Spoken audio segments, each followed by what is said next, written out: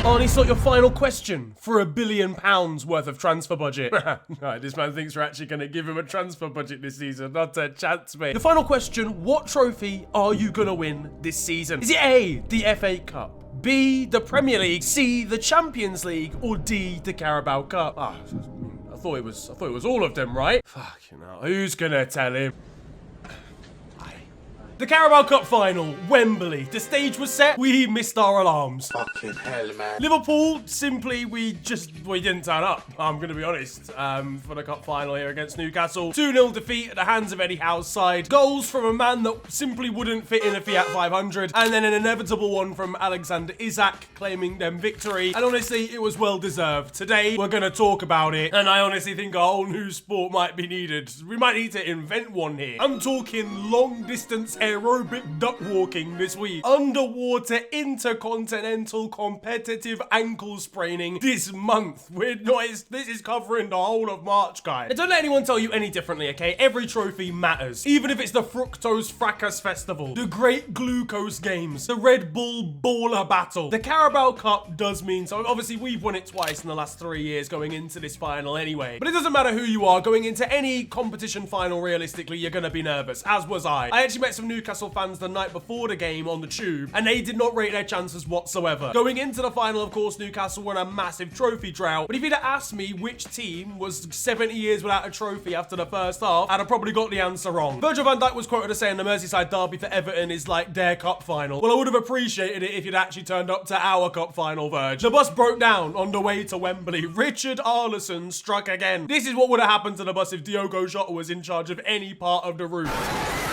It was a little bit of a dodgy handball that I think Kieran Trippier got away with slightly when I think in a 1v1, I think it was against Luis Diaz, and he kind of battered the ball away from Luis Diaz with his hand. I totally understand the reason they didn't give it, but I'm going to be honest with you, we didn't even deserve to have a penalty at that point. Newcastle came out of the traps early. Their press was suffocating me, and I wasn't even playing in the game. And one thing that kept on happening was us getting beaten at set pieces, at corners specifically. Now, we haven't taken a good corner since maybe 2019, but Newcastle were bringing out consistently good ones, okay? And what they were doing was they were aiming it quite deep, like over the center of the area, over the 6-yard box towards Dan Burn, who is about 7'12", and he would nod it down into a much more dangerous area where you'd have the likes of Isak, Bruno Guimaraes. Why? Tell me why, yeah, the tallest man maybe in the Premier League is getting marked by Alexis McAllister, who struggles to get on some of the rides at Thorpe Park. Dan must have been confused looking down at him, genuinely. It was a total aerial mismatch. That was just before the break, and I was looking for like a little bit of inspiration going into the second half, okay? Liverpool are known. It's almost like we enjoy going 1-0 down in a game, especially being 1-0 down in a game at halftime. Arnie Slot makes a couple of changes and things turn around. Yeah, no, we conceded immediately in the second half to an offside goal, so it's fine. Then we conceded to an onside goal. Yeah, Alexander Isak made it 2-0, celebrated by pointing back at Virgil van Dijk. Get a load of this guy. And the rest of England was already celebrating a successful double hate watch across the Champions League and League Cup. I tweeted this, but obviously, look, Newcastle, yeah, we've kind of contributed to like a lot of joy for you guys now. Yeah, we kind of ended a bit of a trophy drought that you had going on there for several decades. So if you could now return your part of the favor, give us a little discount on Isak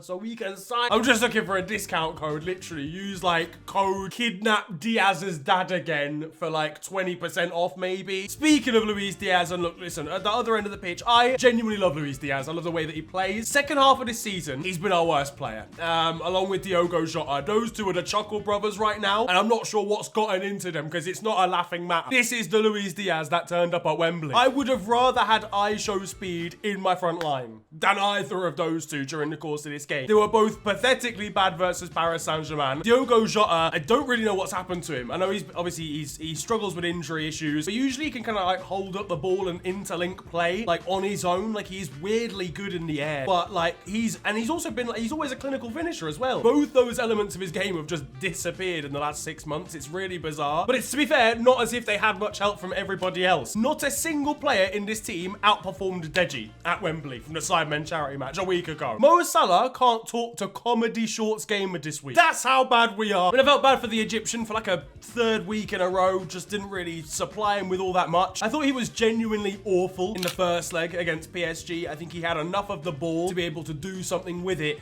but was just absolutely pocketed by Nuno Mendes time and time again in every 1v1. But then in this final, just didn't see, bro. We didn't manage to get him on the ball once. I saw Anton Dek in the crowd more than I saw Mo Salah down on the pitch. Meanwhile, Jamie Carragher was sat in the Wembley stands watching us bottle a second competition in 7 days because he doesn't rate African football. Yaya Touré's agent was working furiously to put a curse on the entire football club after what he said about AFCON. Elsewhere in the crowd, and there was one Liverpool fan wearing a PSG hat. What are you doing, bro? We've just been knocked out by them in the Champions League, and what, you're now wearing their merch? You're giving them an opportunity to tweet us saying if you can't beat them, join them. Brother, please. Now's not the time for this nonsense. We've got Virgil van Dijk getting bodied by Sandro Tonali like he's wearing a bouncy castle, and that's what you're wanting to do. I do love Arne Slot. I think what he's done this season has been superb, but I was questioning his levels of boldness when I didn't see Cody Gakpo coming on earlier for the likes of a Diaz or a Jota. I was questioning the curvature of his head in that moment. Is there too much circumference? The substitutions did inject a little bit more life. Curtis Jones I thought was all right. Federico Chiesa obviously scored. I know Chiesa's had some disappointing performances, especially in the cup, like against Plymouth this season, but genuinely just give him a chance even in the league. Either way, no one was really saving us because the performance was so bad, coupled though with Newcastle's performance being just excellent. I know they had the exact same Carabao Cup final 2 years ago against Manchester United and they went into it a little bit too emotionally, whereas this time they had a little bit more experience and kind of took that emotion away. Joe Linton, I've never seen a man celebrate after tackling everybody. Isak is the best striker in the league.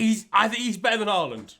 I think he's actually better than Haaland. Their game management was great as well. And as I mentioned earlier on, tactically, I thought they were really, really good. From set pieces, again, Dan Burn is very, very simple, to be honest. Launch it long over the likes of Van Dijk and Konate, who are going to mark zonally in the centre. So that it basically takes them out of the game, out of any sort of aerial mismatch. You've now got Dan Burn attacking something either to get a header on goal, which is what he did. We conceded a 16-yard header, for fuck's sake. Or in other instances, to actually just nod the ball back into a danger zone where it's now just kind of skittling and bobbling around. And again, you take Van Dijk and Konate's aerial presence out of the game entirely. He's getting marked by McAllister. He's going to win every single aerial duel. I don't know how this wasn't rectified earlier, but there were about 4 corners before this where they were doing the exact same thing. Bruno Guimaraes could have easily scored from a knock-on. That should have been the warning sign. In my opinion, you either take one of the centre-backs out zonally, which I know messes up the whole situation, but at least Dan Burn isn't going to win every aerial duel, or you at least put someone like Diogo Jota with him, who again is small, but is a good aerial presence and has a good leap. He's got a good movement. He's got a bit of strength about him. He at least will put Dan Burn off half the time. I thought that was a massive, massive issue, but even more than that, their press was so good. At no point could we get our midfield into the game at all. And I said this before, I feel like if you even slightly, minorly inconvenience our midfield, we fall apart completely. You get no service whatsoever towards Mo Salah. People like Gravenberg are taken out of the game completely. As I said, I think we should have started Gakpo. I think maybe we even should have started Curtis Jones. I think we just looked tired, but that is easily the sloppiest I've seen us. PSG, it felt like they'd taken the ball away from us and we were like in year 7 and they were in year 11. We'd had the football confiscated from us, right? We weren't allowed to play. Newcastle, like, allowed us to play, but we would just give them the ball back within 3 passes because Jarell Kwanzaa would try and launch it long and find nobody for 80 minutes straight. Either way, though, what this game did prove is that winning trophies is more important than finishing like 3rd every season. It just is. I'm sorry, Mikel Arteta, but Newcastle fans have had a day out there that they're never going to forget. And I know it's an extreme situation because Newcastle haven't won anything in time. But if you'd ask them, do you want to win the Carabao Cup this season or finish 3rd? They'd take the Carabao Cup. They take that feeling they just experienced every single day of the week. Alexander Isak playing in his 100th game for the club and steering his side to ending a trophy drought of almost 70 years. That is written in the stars. That is incredible script. And he deserves it. Eddie Howe deserves it. He becomes the first English manager to win an English major trophy since 2008. On the graphic of the last 5, it goes back to the 80s. English managers are in the bin, bro. What I have found really interesting in terms of the discourse of the last month is why we seem to be like the only team that are expected to win a quadruple every time we're in like a title race. It happened before and we ended up missing out on it in Jurgen Klopp's last season. We missed out on the Prem. We won the Carabao Cup, but we missed out on the Prem. We lost in the Europa League to Atalanta.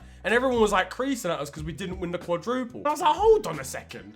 No one's even won that before. Yeah, I don't have a massive problem with the lack of trophies. I hope we win the Premier League. We should. If we don't, it's maybe, no, it is the biggest bottle of all time. And that's fine. Like Arne Slot, is his 1st season. If he comes in and wins the league, Klopp only managed to do that once. and Slot is doing that in his first season, so I'm still more than happy. I'm just disappointed about the performance. The performance, we actually played like absolute arse as well. And that's why the croquet is returning. Oh, how spiffingly spontaneous. But that is it from me. That's what I think about the game. Massive congratulations to Newcastle. I have to say, like, I actually do really like Newcastle's fan base. I like what they represent as a football club. Their squad is full of talent. I'm bitter. I just hope we can bounce back. I think the international break has definitely come at a good time. We can try and sort of reset, win a couple games in a row in the Prem, and we should be back to normal. But what did you make of the Carabao Cup final? What did you make of Liverpool's chances for the rest of the season? Are we still guaranteed to win the title, or is there a little bit of a question mark now? Drop that down below. Newcastle fans, what are you saying? I'm guessing you're extremely hungover right now. Let me know exactly how much you had to drink in alcoholic units down in the comment section below as well. But if you have enjoyed this video, then feel free to slap a like on it. It does help with my cup-related depression. And you can also follow me on social media. It is @theofficialfng on Twitter and on Insta. But it's been a pleasure ranting at you guys today. Have a wonderful day.